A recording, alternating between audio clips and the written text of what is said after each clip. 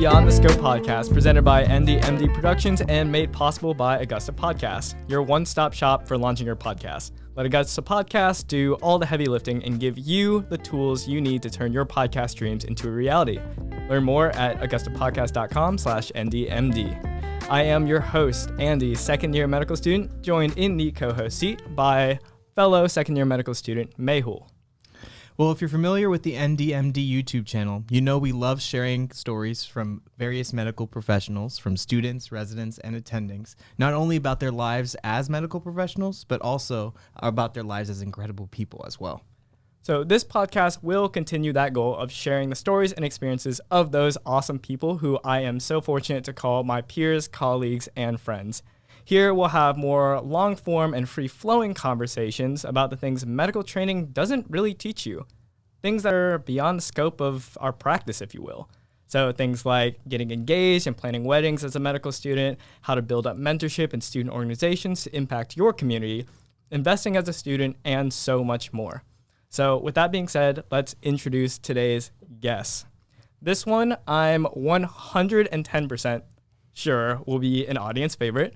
If you've watched my 73 question interview series, you may recognize the faces that are sitting here today. With each of their videos producing over 200,000 views each and swiftly counting, many were very confused to see a very similar looking house as the backdrop for the two videos. I actually got accusations that I used a stage house for all my interviews, but no, you guys eventually put it together.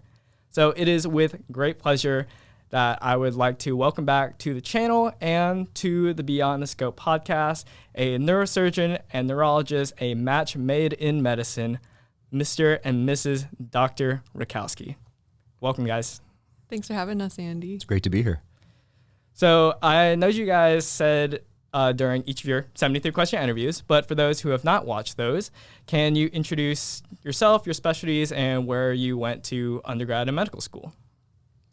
Sure. I'm Elizabeth Rutkowski. I work as a neurologist, mainly as a neurohospitalist. So I see hospitalized patients with neurological illnesses. And I did undergrad at UC Berkeley in California. I actually did a master's at Georgetown, and then I trained medical school at USF, which is in Tampa, Florida. And then I did residency at UCSF in San Francisco, where I met the other Dr. Rutkowski.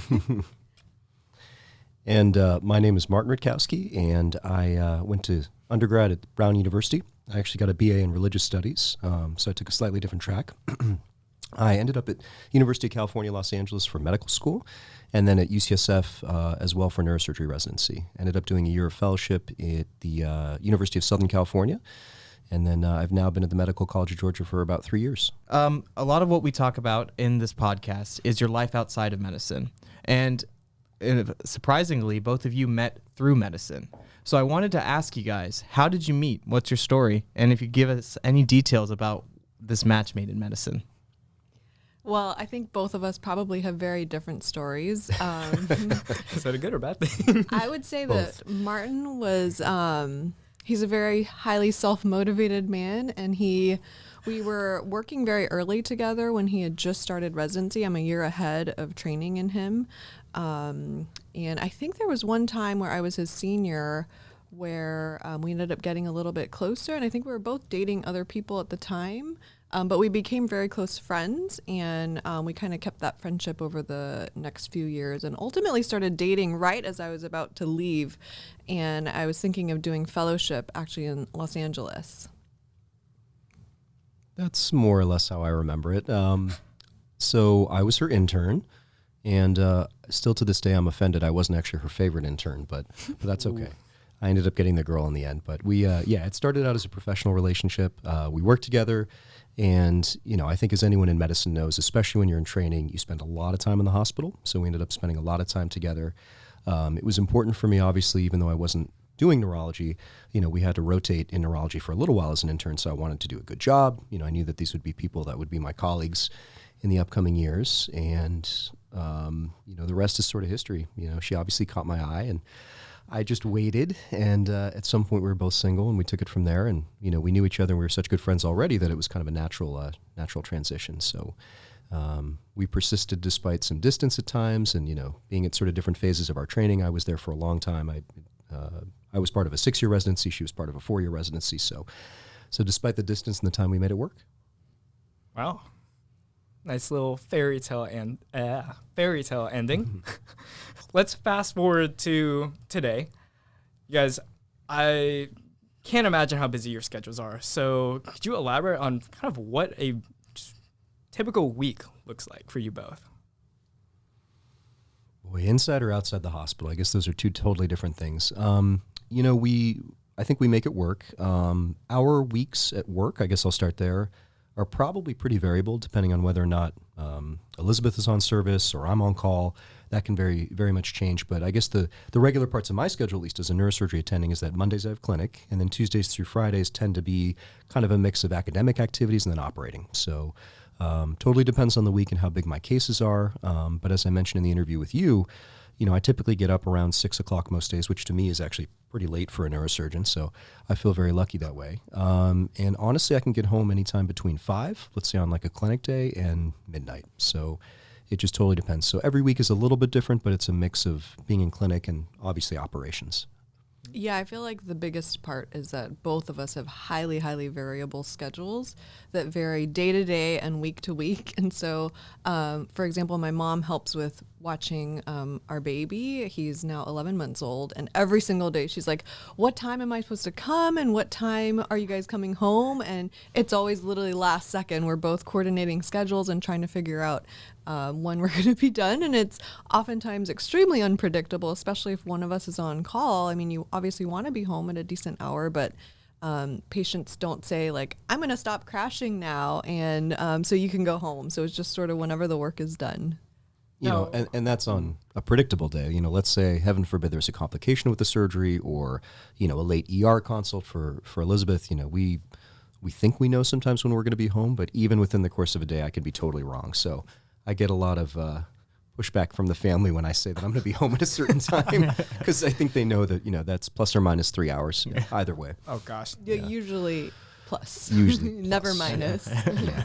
That's quite the spread. Yeah, there's that old joke about, a surgeon and, when the anesthesiologist asks him, how much longer? It's like, basically, if you double the time of what the surgeon says, that's probably how long the case is going to take. And that tends to be true with my personal life and my schedule as well. Oh, gosh. Now, a question I just thought of, hearing how variable your schedules are. Are there any days where you just don't see each other? Oh, yeah, all the time. Yeah, I mean, truly not seeing each other, probably not. But are there days where it's like 10 combined minutes in the morning and at night? Yeah, I think so. But, I guess we figure, it's never obviously something you take personally. I know if she's not around and she's at work, so, and I think vice versa. So I like to think we make up for it on days when we do have a lot of time together. The rare day that we're both off early or weekends we're off at the same time, we try to make the most of it. But yes, that's definitely a feature, I think, especially of being a surgeon, sometimes getting up before the sun is up and coming back after the sun is down. And I will say that her hours get very crazy too. So it's not just being a surgeon. Well, on top of that, I think some people noticed from the video that Martin is a night person and I'm a morning person, and I love my sleep, and he literally is like happy with 5 or 6 hours for his entire life. So you can imagine that he often comes home after bedtime for me. So that is also a big difference, I think. I don't know how you do it, Martin. Well, when bedtime is 8:30, then, it's not that hard sometimes. I'm an old lady. It's okay. I'm a very sleepy human being. But yeah, we're totally different chronotypes, and that's, I guess, even before we were attending, so that was kind of true, as we're just on different schedules, but, we make it work. Then you were talking about, like, is it different, or, like, how are your schedules different when you're in the hospital and when you're out of it? So, like, what does that quality time look like when you are able to be out of the hospital together? Well, we travel a lot. We actually just got back from a week in Charleston and a couple nights in Miami, where we actually had wanted to go to Patagonia, but the borders are still not super open to U.S. visitors. So we like to do outdoorsy things together and get out of town. Thankfully, we have grandparents close by to help watch the baby, and sometimes we bring them along as well. And especially right now with the fall colors being so beautiful, we went to Asheville, I think 2 weeks before that. So we've been doing a lot of traveling. I think, Martin, during your wedding vows to me, you promised you'd take me to a lot of places, and I never used to be an outdoorsy person. And so he's been showing me a lot of national parks and a lot of gorgeous places that I've enjoyed. Yeah, since moving here, we love the Appalachians, so that's been a revelation, is knowing that there are actually some mountains out here, which is really nice. But, I think the big thing with being able to travel during your time off is it kind of forces you into quality time, we're with each other, we're engaged, even when we bring our son, who's obviously wonderful, but is, quite a handful in terms of the amount of work, we still feel like we're traveling as a family. And so I think, little weekends away, it's not only fun to explore, but it also kind of forces you to spend that quality time together. And that's been a lifesaver for us, especially after a long, busy week. It's a nice way to reconnect. And completely disconnect at times, because I think when we stay back, we both get kind of dragged into work because it never ends. And it gets better because as a student, you have this like guilt looming over you all the time. Like, I need to be studying.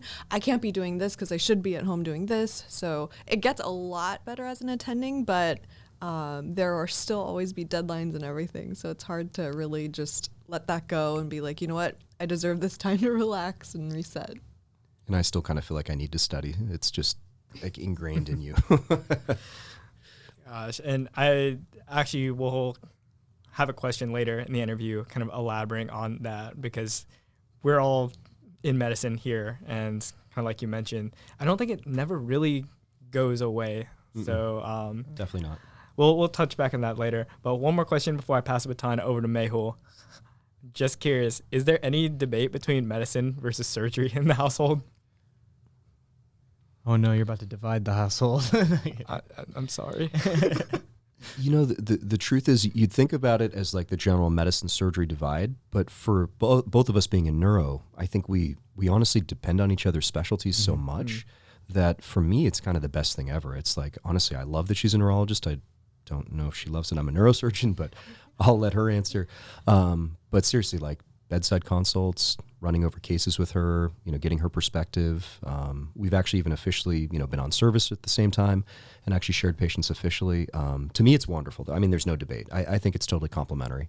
Yeah, I absolutely agree that we've never really argued about who was the better specialty. I feel like every successful marriage starts with like an underlying respect for one another, and I tremendously respect his field, and I feel equally the same way. And so we're constantly asking each other just medical questions, although in general we like to talk about work pretty minimally during our time off. Yeah, I think we have pretty good boundaries.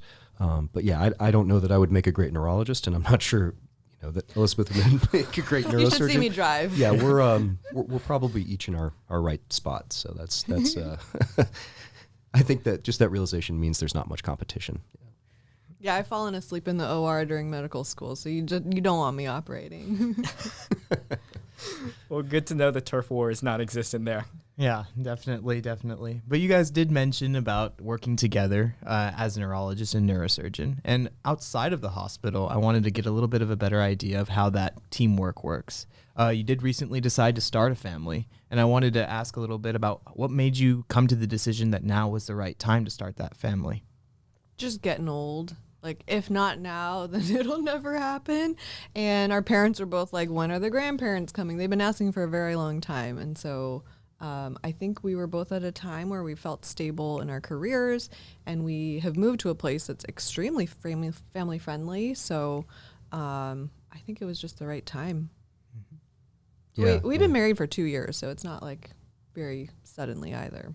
Yeah, I would second that. I mean, it's true there's no good time to have a child, but I think there are definitely slightly better times than others. In the middle of a neurosurgery residency, some of my co-residents did it, and I saw the ups and downs of that. And I think that, age-wise, we kind of knew we probably needed to move quickly if we're going to wait till after residency, especially for me, since I finished a little later.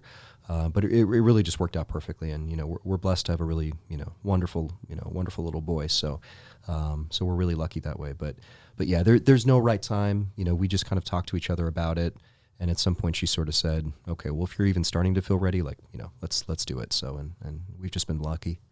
And it's blessed. A pandemic. I feel like isn't that what everyone's doing, having babies?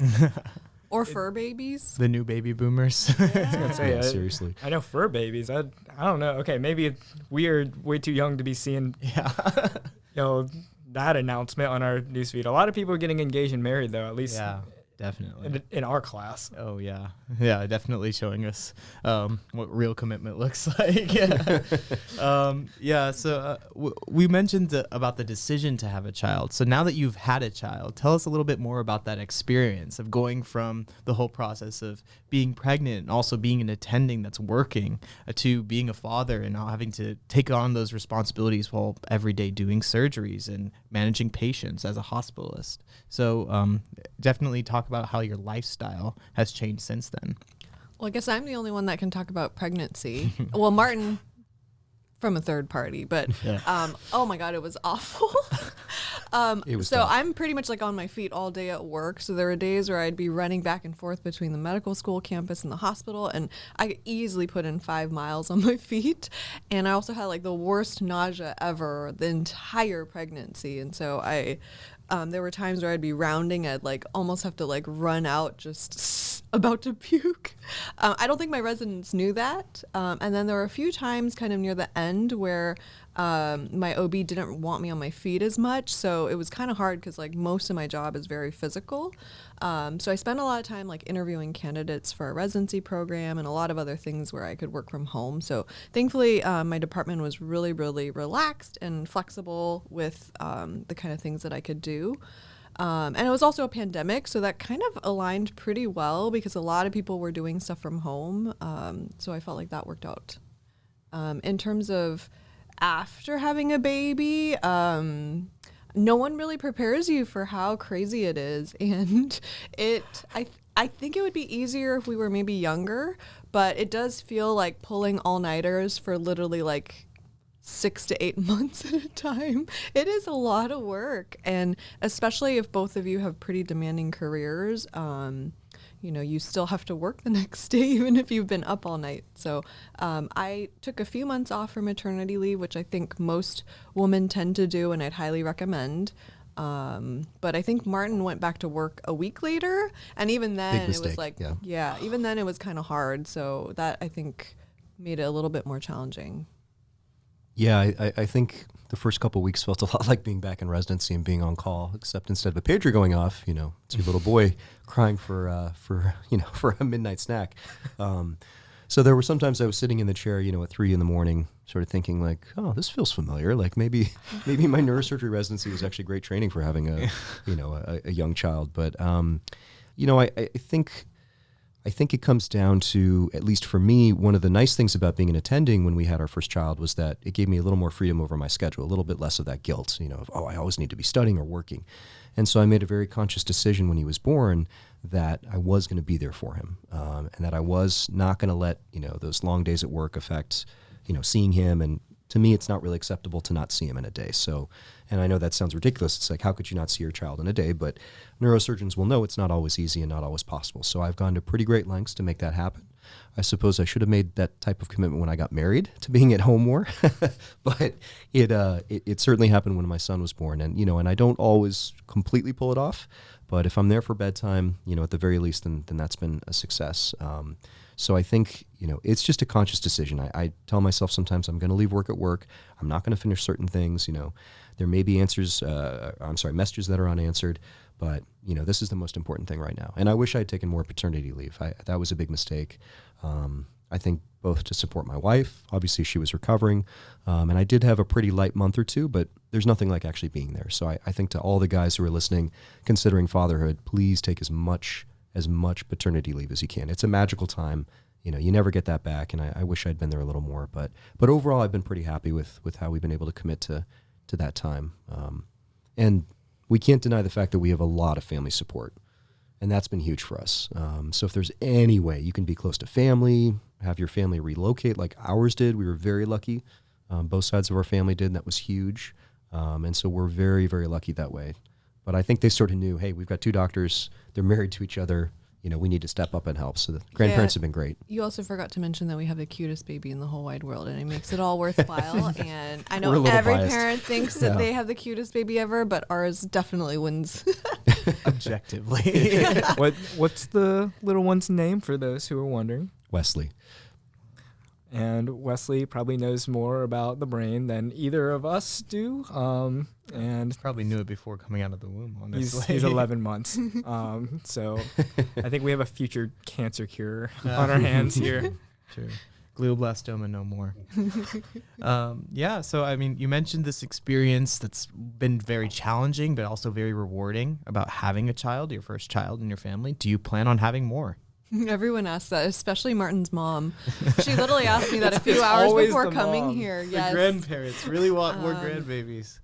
I think for now, it's a thought, but we're honestly drowning in our jobs and taking care of the baby, so not anything real or anytime soon, I think. Yeah, we're open to it, but we haven't decided yet, I guess. Yeah. Best way to put it. Yeah. Yeah, I don't know how other people do it. It is so much work. Yeah, we used to think about what it would be like to have twins or, like a surprise like that. And my goodness, I mean, hats go off to all the, parents of young children out there. I just completely never, you think you understand, but you just don't until you have your own child. Yeah, my sister has 3 kids and they were all very, very young, and her home is like total chaos. And I'm just like, you have the patience of like Mother Teresa to be able to handle that. But I truly think that even if you, had no, job that you were doing outside of taking care of your kids, like that in and of itself is a full-time job. Like no matter what, you could sleep 16 hours a night, you'd still be exhausted by the end of the day. It's just hard. Did either of you consider pediatrics? I loved peds, but it was just too sad. I flirted with the idea of pediatric neurosurgery for a little while, although that's very different from peds. But ultimately, no, it wasn't a good fit for me. Okay. Just curious, because I know there's a lot of people in my class that are just like, kids are weird. They're not little adults. They're just strange little creatures. Yeah. Like constantly changing physiology, anatomy, and everything in between. Yeah. Me saying that knowing I want to do a peds subspecialty. Anyways, so next question came back full circle. We're going to talk about kind of the pros and cons of having a partner in the medical field. So in your experience, which has been pretty lengthy since you guys met each other in training, could you outline those pros and cons? I think the pros are just they'll always understand that you have a busy schedule. You can always talk to them at like a doctor level. So I'm not having to like kind of dumb things down or speak at a layperson's language. So he can just kind of understand me. And I think being in a very similar field, we literally work with all the same people, the same social network at work, the same patients even. So I think that is just very, very helpful as just a friend and a colleague.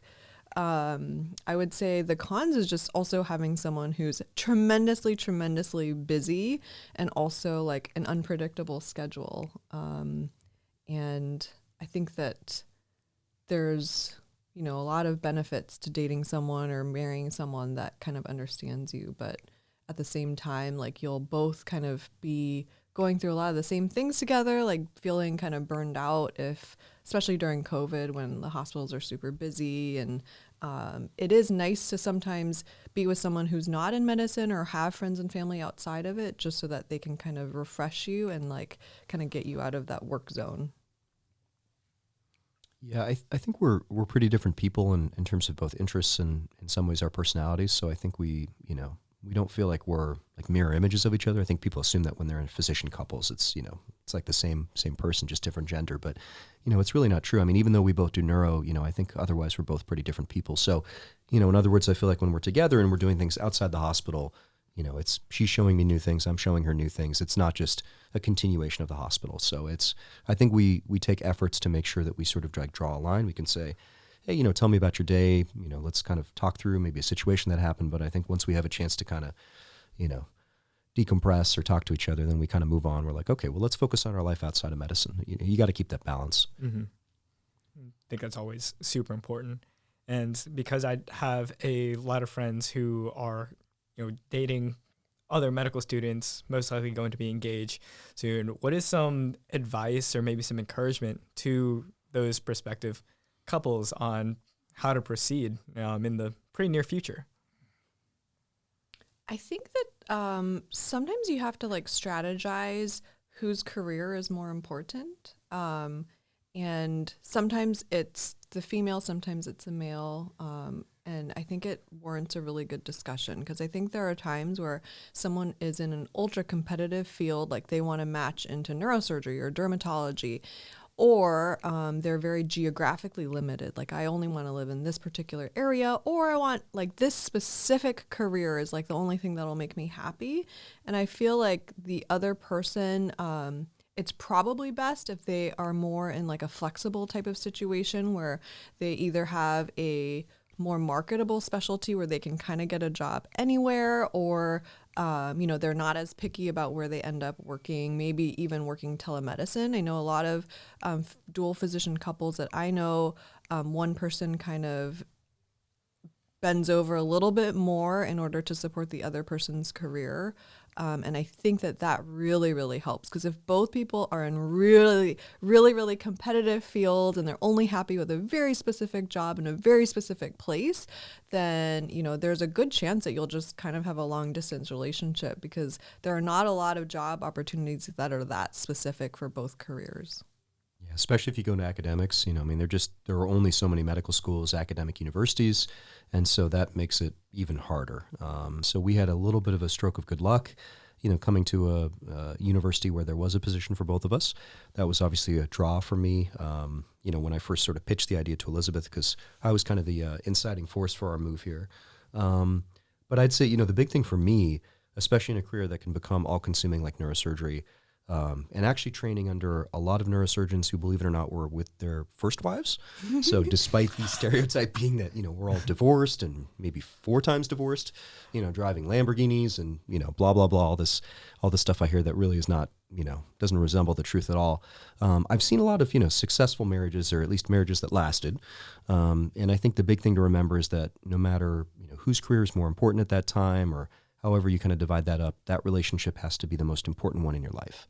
And I think if you are committed to your marriage first and foremost, and your career is your career, which is, something that's secondary, then I think your partner will maybe have a little bit of an easier time knowing like, hey, these next 6 months, they're going to be a little imbalanced. We're going to be focusing on your career goals or a project you have to finish, or vice versa. And, maybe then the next year will involve a move, based on the other person. But I think as long as at the end of the day, preserving that marriage, and trying to keep each other happy and feeling like you're the other person's priority, is the key. And then that can allow you to kind of be imbalanced at times because it's never going to be perfect. And sometimes it will be one person asking more than the other, as I feel like I often do. But I think, making that person feel like a priority, there are always ways you can do that. Yeah, Martin does a really good job at that. I'd say that there are lots of people you can date that have all the time in the world, but they may not make you feel very great about yourself. But Martin, since the first day I met him, even though he's had very little bit of time, there are times in residency where he literally lived, for example, at San Francisco General Hospital for months at a time, and he would have like 10 minutes of free time like a week, and he always made it a point to come visit me while I was at work and made me feel like a priority. So I think that's really, really important. So a lot of these ideas that you're mentioning, compassion, diligence, collaboration, these are huge, huge attributes that make you a good parent and a good couple. So I wanted to ask, flipping the script a little bit from beyond the scope, how have these attributes and practicing such actions and behaviors made you better physicians, if they have at all? I think it's made me very much more empathetic. I mean, before having kids and before being married, I would sit with my patients. So a lot of my patients are pretty disabled or going through really, really tough life changes when they're hospitalized for neurological conditions. And I think it just brought me to a much greater awareness of how others are feeling and to be able to care for like the whole person. Yeah, I would agree with that. I think, taking care of people who are very vulnerable, either of us, neurological disease tends to be usually pretty dramatic and pretty life-changing. So, my practice is in brain tumors. Many of those are malignant. Telling someone they have brain cancer and, that obviously is a very loaded thing. And, it's very, very hard for people to kind of wrap their minds around. And, you often feel like when you're a resident, you just have a job to do and there's so much to do, and it doesn't feel like communicating with families and talking to the third nephew who wants their questions answered is maybe the most important thing. And then suddenly you have your own family. And then, I realize when I'm breaking that sort of news, like I love when there are big families there. I love when people have that support, when people want to know what's going on because they want to then support that person, So I think there's just generally a little more empathy. The more people you start taking care of in your life, your spouse, your child, I think the more you just sort of realize as a doctor, it's really much the same thing. So the same things that your partner or your child or parent or whoever needs, it's the same thing with your patients. So it's an easier transition, I think, when you get to work. Incredibly well said. Yeah. Seriously. Yeah. So we're getting close to the end. Only got a few more questions. I feel like I'm saying my 73 questions. These are definitely reflective questions for sure. So first one, what advice would you give yourself like a year ago? It's a great question. Well, a year ago, I was at the end of my pregnancy, and I was like, get this baby out of me. And all my mom friends was like, don't worry, it'll be worth it at the end. And I was like, how could it be worth it? This is awful. So I wish I could tell myself it truly is, and you're embarking on probably the best journey of your life, and you don't even know it yet. It's one of the most rewarding things that I've done. A lot of my physician female friends have said that being a mother has been their highest calling and way above being a doctor and all these other things. And it's very, very unique. And I wish I was able to know that kind of foresight before all this. Yeah, definitely. I think,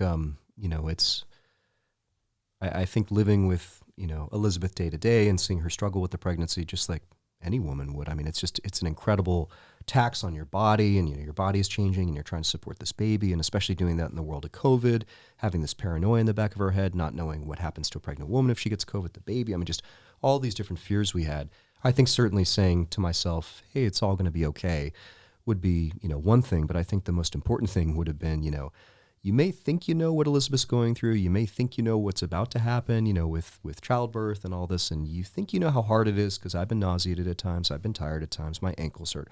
You just don't get it. As a guy, it's like, forget it. Just stop pretending that, because you worked out really hard at the gym one day and your quads had cramps, that, you have some idea of what it's like to be a pregnant woman. So I wish I'd had more empathy, and certainly knowing now how wonderful and beautiful our son is, I think we both feel like all the hard work was worth it, but it was not equal hard work. I mean, Elizabeth did 99% of the heavy lifting. So looking back, I wish I had been a little more empathetic and understanding. And also I think we both realized, my goodness, it's worth it. It's so amazing.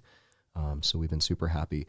So maybe that's my advice to myself a year ago in my personal life. I think professionally, I think when you start out, especially as a new surgeon, I think it's really natural to have a lot of doubts about your abilities. You're doing things independently for the first time, and I, just would kick myself so hard with like the tiniest little mistakes. I mean, things that even patients wouldn't necessarily notice, and I just wanted to be such a perfectionist and for everything to go perfect. And I wish I just told myself, hey man, relax. Like, you're off to a good start. Your patients are doing well.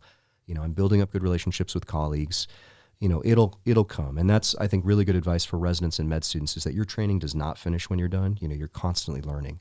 And I think I should have I'm always hard on myself, but giving myself a little more room to say, like, hey, you're going to be growing and changing a lot these first couple of years as an attending, and that's normal. And of course, I talk to all my mentors and they'd laugh at me like, of course it's the most natural thing. So I think just not having that self-awareness, I would have said, hey man, just believe in yourself. It's cheesy, but it really is true. Like, you're doing a good job, and just stay positive. Now, what is one thing you would say to your future self? I just constantly think back on where I was 5 or 10 years ago, and I'll have just like flashbacks of, oh my gosh, I can't believe I'm here right now. Like, I have my dream job, married to my dream man. I have the most wonderful baby in the world. And I think if that all happened in just a few years, just imagine what a few more years will do, and just how beautiful your life can be. How I think with a lot of physicians, a lot of it is delayed gratification. You work so hard, blood, sweat, and tears, and it almost feels like it never ends, but it does end. And you get to a point where everything that you've worked so hard for, all the sacrifices you've made, are going to pay off. and you'll be really, really happy in whatever career you decide. And if you don't, there are a million other jobs elsewhere where you can just move. And so knowing that, there's all this constant growth and that it'll all be worth it. Yeah, I couldn't agree more. And I think maybe the other thing kind of inspired by this conversation and by our videos is kind of understanding that the way medicine is moving is so different than even when we trained. I mean, I remember seeing somebody watching YouTube when I was in med school, and I was like, oh, that's fun. That's cool. That's not going to be anything. It's not a big deal, and now it's, it's enormous. And I mean, social media in general, and this isn't just about social media, but I think understanding that the way you can interact with patients and affect people's lives, I mean, you're doing this already, as a medical student, and I mean, you've inspired me obviously to kind of expand my social media outreach and, how we relate to patients. But I think I'd be really excited to see how even in 5 years, how much things have changed. I think how you build patient trust, how you kind of project, your image and market yourself to a certain degree, because I think that's important. It sounds funny to say as a doctor, but I think it really is true. We are in a service-based business. I tell my residents this all the time. It's about customer service, communication, feedback. It's the same thing as anything else. So, I think moving forward, I just have a feeling that the way I practice is going to be really different than it is now, and I'm excited by that. I think as students too, I work as the clerkship director here, and a lot of students are super shy, have very low confidence, are super insecure. And I imagine myself back then, I was exactly the same. Mm-hmm. And I would say every year that you train, you will gain so much more confidence. And so who you are now is not who you'll be in just a few more years. And it's a little bit of knowledge and experience, but a lot of it is just realizing, kind of accepting yourself and realizing that you're doing a great job, and you're probably taking really good care of your patients, and you should trust your instincts. And, if you guys have made it this far, you're on the right path. So it's not like you're suddenly going to, become a terrible student or a terrible doctor. That just doesn't happen. So I think, seeing that confidence boost, especially in my residence, I see that every day. It's really cool. So I know that'll happen for you too, for sure. Oh, well, thank you. Tear. I know. Wait, that was so incredibly encouraging. Some sage wisdom. Oh my gosh. Well, I think to finish it out, the last question, kind of adding to that sharing of wisdom, as evidenced by the 2 interviews you guys had, there are many, many pre-meds and even current medical students right now who want to be in your shoes one day.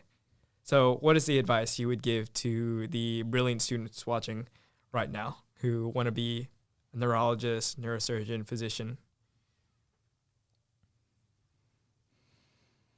You want me to start? It's funny because Elizabeth and I were talking last night about how neurosurgery seems to be the thing where everybody kind of thinks about it at one point, like, oh, I wonder what that would be like. And so, it's so common for me to get interest from high school students. I mean, I've done a lot of mentoring throughout my career, even from the time I was a med student. And I think the biggest thing is to realize that really no matter what you do with your life, if it's really worth doing, it's going to take some pain and sacrifice. And so this whole fear of, oh, my work-life balance is going to be bad, or residency's hard, or am I going to be able to make it through the sleepless nights? First off, if you're in medicine, you're probably going to have a tough residency no matter what you do. Even if it's peds, even if it's, ophthalmology, I mean, whatever it is, it doesn't have to be a hardcore surgical specialty. You're going to go through some hard times, but don't be afraid of it. I think the training and the growth process, the maturation process is a huge part of the fun. I actually did enjoy residency. Parts of it were hard, but, I tried not to think of it as a block of my life that I just had to get through, because, I mean, those were my late 20s, early 30s, and those aren't years that I just want to kind of wash away. So I guess to kind of distill it down, it's that, you just don't let fear guide your decisions, embrace the difficulty of it, embrace the hardship. It's usually not as bad as you think it's going to be, and it's completely worth it in the end. Look at the attendings who do what you want to do, not the residents. Because remember, you end up as an attending, not as a resident. So look at their lifestyle. Look at how happy they are. Look at how they live their lives. If you talk to residents, you're going to get someone who's tired, sleep deprived, hungry, burned out, probably a little emotionally at their last, at their wits' end. But look at the attendings. Yeah, I would say don't be afraid to fail. Almost every successful human being, billionaire, you name it, they have gotten there through so many failures. And so if you are in those shoes right now, not a lot of people are going to believe in you, and you have to believe in yourself. I was met with a lot of negativity. I mean, I took a few times to apply to medical school, took the MCAT several times, ended up teaching it at the end. And so many people told me, like, medicine is just not for you. You're not smart enough, a million other reasons. And you just kind of have to quiet that negativity and just remind yourself that you're strong enough to pull through it. No one becomes successful through just kind of waltzing through life. So it builds a lot of grit, and that will sustain you well all throughout your career, because being a doctor is, even though we're all perfectionists, it's all about like micro adjustments and constantly getting feedback on how you can be better. And if I can just get on my soapbox for one last second, I do want to say one thing, which is that I feel like I've noticed in a lot of social media and a lot of portrayals of what doctors are like, there's this huge emphasis on how do we reestablish your work-life balance? How do we sort of get through the grit and the grind of being a doctor? It's all about sort of, how do you tolerate how bad medicine has gotten so you can live your best life, retire early, get out of medicine, start a side hustle, passive income. I'm like, okay, that's fine.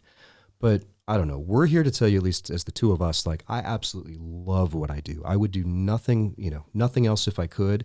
And being at work, it doesn't feel like being at work. It feels like a profession. And I love being a professional.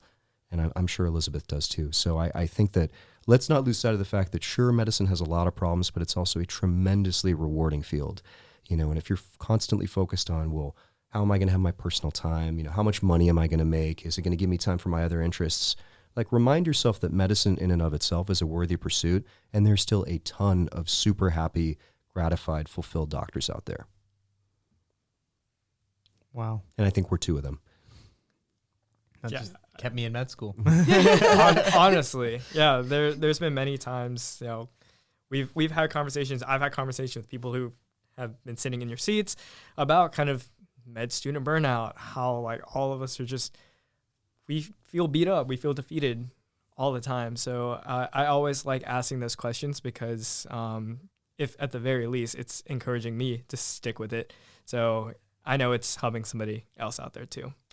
With that being said, thank you so much, both of you guys, for being in the studio, especially with your very, very busy schedules, as we talked about. Especially you came from a procedure today. Straight from the OR, yeah. I have no idea how you're speaking coherent sentences. Yeah. Lots of coffee. But and lots of practice. Yeah. Plug Nguyen's coffee supply. Coffee supply. The overlays on the screen. But thank you guys so much. Also plug, go subscribe to Dr. Martin Rutkowski, MD, on YouTube. How many subscribers do you have right now? Just over 5,000 after about a month, so it's been a great response. But for anyone curious about neurosurgery or sort of neuro brain related content, we'd love to have you.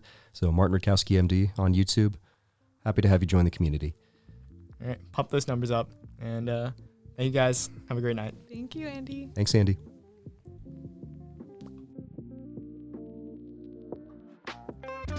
Thank you so much for watching or listening to the Beyond the Scope podcast. I hope you enjoyed today's guests, and to make sure that you don't miss a single episode, make sure that you follow Beyond the Scope on all streaming platforms, as well as if you want to see the full video cut, subscribe to my YouTube channel, NDMD.